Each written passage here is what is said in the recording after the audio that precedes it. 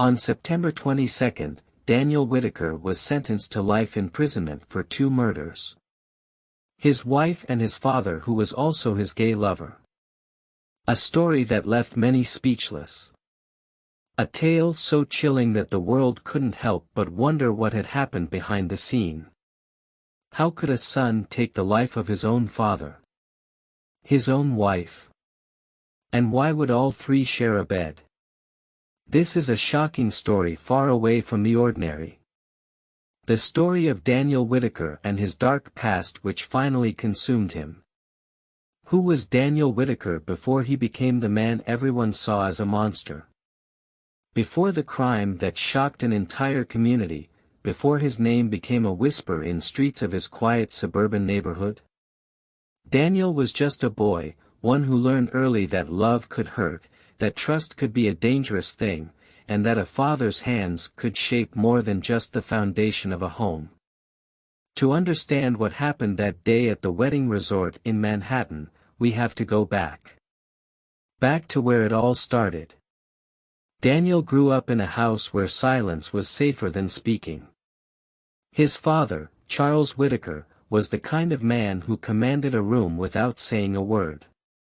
As a former military officer, Charles believed in discipline and most of all, obedience.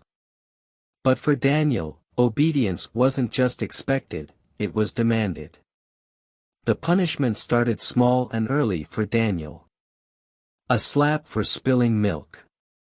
A belt for talking back. By the time Daniel was 10, he had learned to read his father's moods like weather patterns, knowing when to disappear, when to hold his breath, when to simply surrender. His mother, Evelyn, was a ghost in her own home, trapped in a cycle of fear and submission. She never spoke out against Charles, never questioned his authority. When Daniel came to her with bruises, she only whispered, "Be good, Danny. Just be good." But being good was never enough. By the time he reached his teenage years, Daniel had stopped trying to earn his father's approval because they became lovers. Charles was a man that took pleasure in young boys and his own son was no exception. After a heated argument one evening, Charles apologized in an official manner, by offering Daniel a trip to a hotel. There, they spoke as men and Charles demanded that Daniel should accept his apology by sleeping with him. Daniel refused, but Charles took what he wanted. Like he always did. The months that followed were no different. But perhaps, the beating ended for Daniel. His father became more tolerant and their visits to the hotel became more frequent. Until eventually, they didn't need to go to the hotel anymore. Right in their home, under Evelyn's nose, Charles and Daniel, father and son, became lovers. All through high school, Daniel remained lovers with his father, but that didn't make their relationship any better. They argued over the little things and made up later at night. Daniel knew it was sick. He knew it was unspeakable, but he'd gotten too deep to move out. When it was time to leave for college, it seemed like the perfect excuse to run away. And he did. For years, Daniel didn't get in touch with his father and he tried to pretend his past was just like that of everyone else. He believed that he'd healed. He believed that his father was out of his life and so was the darkness. He barely visited home apart from the occasional Christmas and Thanksgiving dinner. He had his life under control and was doing well for himself. Perhaps, his mistakes were all forgotten. So when he met Sarah, everything became beautiful. Some stories don't begin with grand gestures or love at first sight. Some start on quiet, desolate roads, with bad luck and a broken engine. It was Christmas Eve, and Daniel Whitaker was supposed to be heading home. He'd already had the dreaded phone call with his father, Charles, who reminded him, in that cold tone, that family obligations weren't optional. But Daniel knew what was waiting for him back home. He wasn't ready for the awkwardness. So when he heard about the traffic in the city, he made a last-minute decision to take the back roads. A different route. One that would buy him time, anything to delay stepping foot in that house. That's when he saw her. A car parked by the road with the hood open. A woman standing beside it, bundled in a coat too thin for the cold. Daniel could have kept driving. Could have pretended he didn't see her, let someone else stop. But something about the way she stood there, helpless, made him slow down. He pulled over, stepping out into the cold. She explained that her car had stopped unexpectedly and that she needed to get home for Christmas dinner. It didn't take much consideration before he offered to drive her himself. It was out of his way, but delaying his own trip home wasn't something he minded. She hesitated at first, wary of accepting help from a stranger, but after a moment, she agreed. The drive was quiet at first, but eventually, she started talking. About her family, her love for Christmas, the traditions she looked forward to every year. He listened, offering only short responses in return, unwilling to reveal too much about himself. As they approached her home, she invited him to stay for dinner as a thank you for the ride. He almost refused, almost made an excuse, but something about the idea of walking into his father's house that night felt unbearable. He would rather spend Christmas Day with the strange family. Her father welcomed Daniel without question, shaking his hand and ushering him inside as if he belonged there. The house was filled with laughter. It was a scene so unfamiliar to Daniel that he wasn't sure how to settle in. Daniel's phone remained silent throughout the night. No calls from his father, no messages asking where he was. Most likely, Charles had already assumed that Daniel wouldn't be coming home for Christmas. It wasn't the first time. It wouldn't be the last. After that night, he and Sarah were inseparable. It wasn't an instant, all-consuming romance. It was gradual, built from late-night conversations, shared meals, the kind of slow comfort. Sarah made him feel normal, like he wasn't carrying the weight of his past everywhere he went. She had a good life. A life that was filled with love and stability. Unlike him, she had grown up in a home where kindness wasn't conditional, where love wasn't something that had to be earned. Daniel wanted to take care of her. He had never met someone like her before. And for the first time in his life, he wanted to be different. Better. They began a relationship that Daniel cherished wholeheartedly. She had a nice car, the kind of comfort and security she had always known. He wanted to give her more, to make sure she never had to struggle the way he once had. For a while, things were good. But love, as Daniel had learned long ago, wasn't always enough. And soon, the past he had spent so long trying to escape would start to catch up with him. And love alone wasn't enough to undo years of damage. Even after moving out, after building a life away from his childhood home, Daniel couldn't outrun his past. As his relationship with Sarah grew stronger, Sarah, being a family girl, insisted that Daniel should mend the broken relationship with his father. Although Daniel wanted nothing to do with Charles, his love for Sarah pushed him to have one last family dinner, perhaps to prove to Sarah that he wasn't such a bad son. Sarah was very pleased when he announced that they would be having dinner with his father over the weekend. Charles had grown very old and perhaps his strength had waned because he was no longer the aggressive and bold man he used to be. The ex-military man welcomed Sarah and Daniel to his home and they had a very awkward dinner. Daniel had to remind himself that this was the price he had to pay in order to keep a happy relationship with his girlfriend. He never invited Charles to his home. He didn't want him anywhere near Sarah, and he swore right then that that dinner would be the last of its kind. But no matter how far he ran, Charles still had his hooks in him. The phone calls, the unannounced visits at work, the way his father would mention Sarah with something between amusement and disdain. "You think love makes you a man," he would say, his voice laced with contempt. "You think she's gonna fix you?" Daniel wanted to prove him wrong. But a part of him that still wanted to be with the old man. It was a sick bond, but one that couldn't be easily broken. This is where it all begins. A man trying to outrun his past. A love that wasn't enough to save him. And a story that would end in blood. But what really happened that day at the wedding? And was Daniel Whitaker always a monster? Stay with us. Because the truth is just beginning to unfold. Daniel Whitaker thought he had found happiness with Sarah. But what happens when the one person you trust the most turns out to be the one hiding the biggest betrayal of all? For some reason, Sarah never wanted to get married. Of course she loved him, but often said that they did not need the formalities of wearing a white dress and walking down the aisle with a room full of people to be called married people. Somehow Daniel had come to agree with Sarah. They both love each other and they could start a family without the formalities of getting officially married. After all, at heart they were soulmates and would always be together. Daniel worked hard to provide for them, ensuring Sarah had everything she could ever want.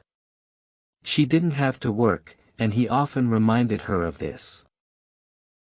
But Sarah had always loved fashion, and when she was offered a remote job as a fashion columnist for a prestigious magazine, she couldn't say no. Daniel was happy for her.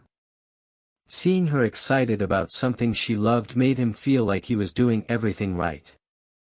But even as they built their life together, one thing was missing. A child. They tried. Over and over again.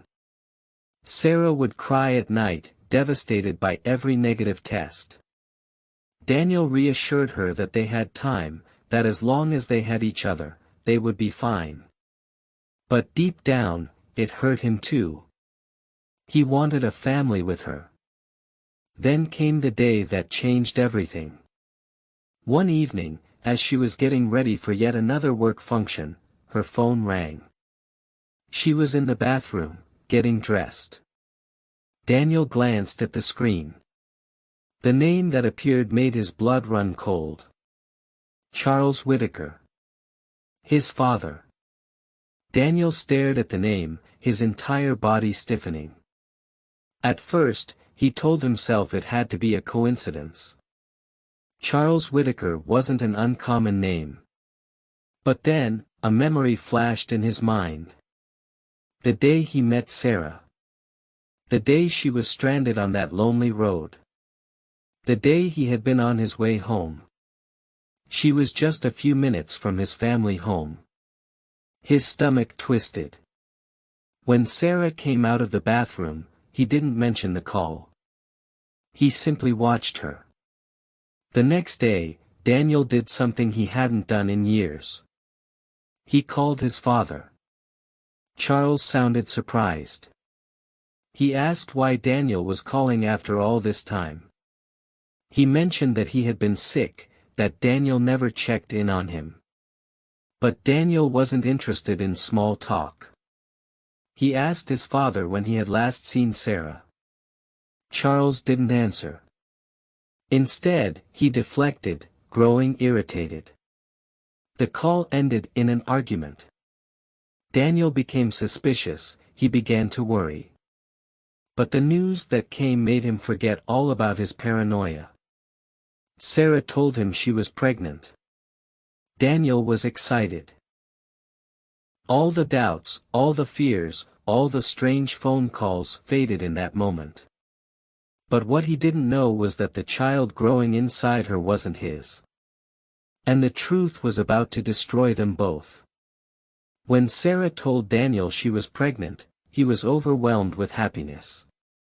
After years of trying, after all the heartbreak and longing, they were finally going to be parents. But Daniel wanted more than just a child. He wanted a family. A home. A future where his child would grow up in love, not chaos. So, he convinced Sarah to marry him. He told her that he wanted to raise their baby in a stable and secure home. Sarah happily agreed. They set the wedding date for July 22nd, the beginning of the life Daniel had always dreamed of. The wedding was everything he had hoped for. Everyone was there. His friends, his colleagues, and Sarah's family, who she hadn't seen in a while. Even though Daniel's relationship with his own family was strained, he felt that none of it mattered anymore. His past was behind him. Nothing could touch him now. Or so he thought. As the vows were spoken and the rings were exchanged, Daniel looked at Sarah and felt peace for the first time in his life. He was finally free. Or at least, that's what he believed. Because later that evening, something happened that would forever change the course of his life. The wedding reception was full. The rented resort was alive with laughter and celebration. Sarah was caught up in conversation with her family, while Daniel reconnected with old friends he hadn't seen in years. But as the night stretched on, he realized something. Sarah was nowhere to be found. At first, he didn't think much of it. She was probably talking to someone, caught up in wedding excitement. But as he searched through the crowd, asking around, one of his friends mentioned something strange. "I saw her heading towards the guest houses with some older guy." Daniel couldn't help but wonder. Who could that be? A sense of unease settled over him as he made his way toward the guest houses. He walked down the dimly lit corridor, his heart pounding with every step. He wasn't sure what he expected to find. But when he opened the door, the world as he knew it ended. Sarah was inside. Arguing with a man. "I can't keep this child. What if he finds out?" Daniel stood frozen. The man, whoever he was, tried to calm her down. "Daniel is a fool. He'll never suspect a thing. He loves you too much." Daniel's heart shattered. The child wasn't his. Sarah had been lying to him. The air left his lungs as he tried to process what he was hearing. But nothing could have prepared him for what happened next. The door swung open. And Daniel came face to face with the man who had haunted his nightmares for years. His father. Charles Whitaker. The same man who had stolen his childhood. The man who had tormented him, broken him, abused him in ways no child should ever endure. And now, that same man had stolen his wife. Had gotten her pregnant. Had destroyed his life all over again. A deep, burning rage took over Daniel. His body moved before his mind could catch up. Sarah screamed as he lunged at Charles, grabbing him by the throat. The old man struggled, gasping for air, but Daniel didn't care. He squeezed harder, his hands shaking with fury. Sarah was crying, begging him to stop. But he didn't listen. He pushed Charles down, pinned him to the bed, and pressed a pillow over his face.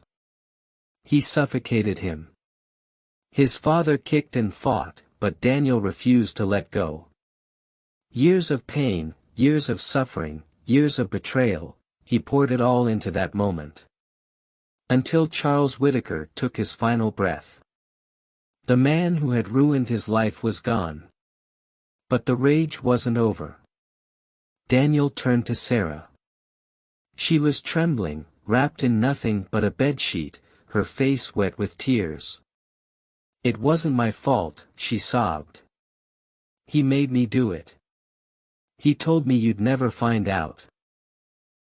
But Daniel didn't believe her.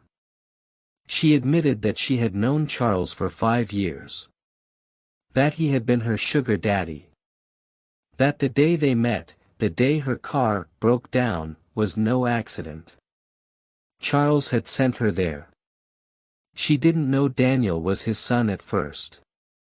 But when she found out, she kept the secret. Because Charles convinced her to. Daniel felt sick. The betrayal was too much. Before he could think, before he could stop himself, he grabbed Sarah by the wrist and dragged her to the balcony. She screamed, struggling, begging for her life. People below started to notice. Guests looked up in shock, gasps filling the air. "Please, Daniel," she sobbed. "I love you. I wanted to tell you, I swear." But Daniel was beyond reason. With one final shove, he sent her over the edge. She plummeted to the ground. And just like that, it was over. Daniel stood there, staring down at her lifeless body.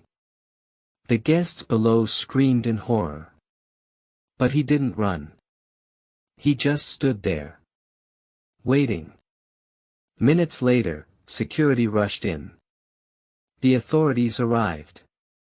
But Daniel didn't resist. Because he knew the truth. No one understood his rage, his wrong choices and his anger. In the end, justice had to be served and the court decided his fate. A life behind bars. Never to walk free again. Even in death, his father had control over him. He had tried to escape his past. But in the end, his past had destroyed him. Daniel Whitaker's story is one of pain, betrayal, and tragedy. He spent his whole life trying to break free from the man who ruined him, molested him, abused him. He thought he had found love, happiness, and a future. But secrets have a way of surfacing, no matter how deeply they're buried. And the past, unless confronted, never truly dies.